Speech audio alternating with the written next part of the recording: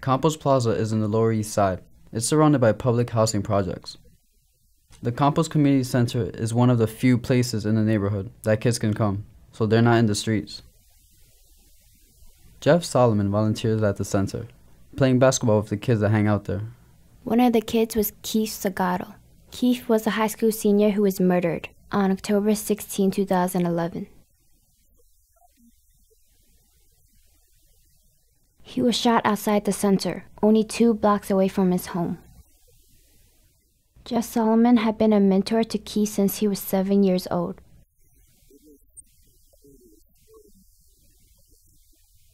His friends wrote "Rest in Peace, Keith" with candle wax to mark the territory where he was shot.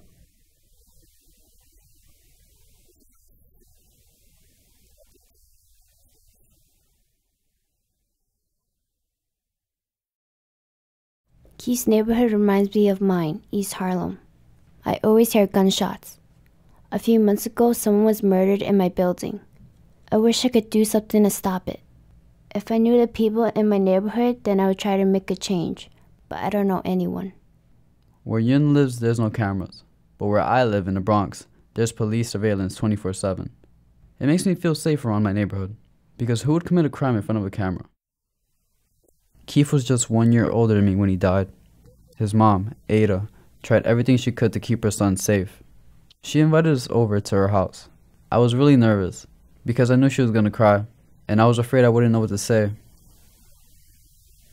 Ada started worrying about Keith a few years ago, and she knows what can happen on the streets here, because she grew up on the Lower East Side.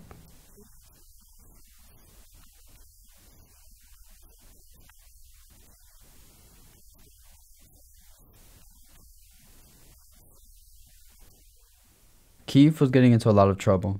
Last year he was arrested for possession of a gun. He served 4 months in Rikers.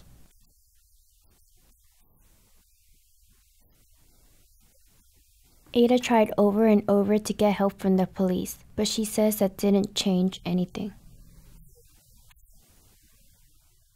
Her friend Maisie's son was running into trouble too, so they got together and started a group called Mothers and Fathers in Arms. They weren't just trying to keep their own kids safe, but others too.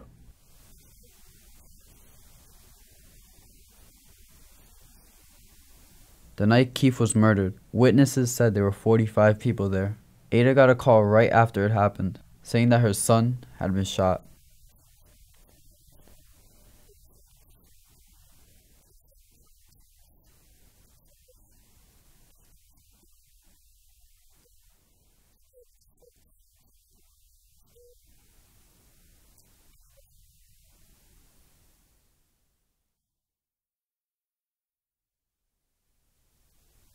Ada brought us into Keith's room.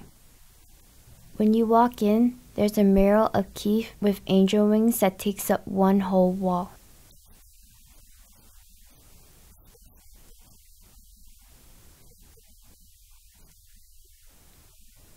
We asked Ada if it was hard for her to walk into Keith's room after he died.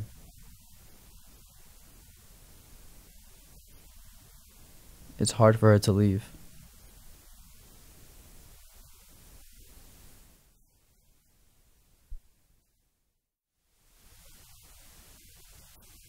Therese Huff is one of the Mothers in Arms. Tonight they're dedicating a candle lighting outside of Ada's home to the young people in the neighborhood who have passed away. Ada is trying to get cameras installed at Campos Plaza. City Council member Rosie Mendez set aside $400,000 for cameras last year, but they still haven't been installed.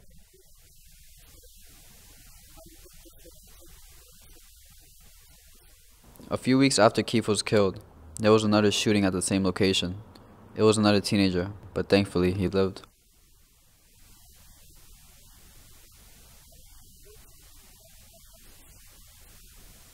I look up to Ada because she's not afraid to make a change. Being raised by women, I can relate to Ada because my mother, aunt, and grandma are women who always try and make a change, even if it's a small change. For WNYC, I'm rookie reporter Yun May. And I'm rookie reporter Ricardo Castro.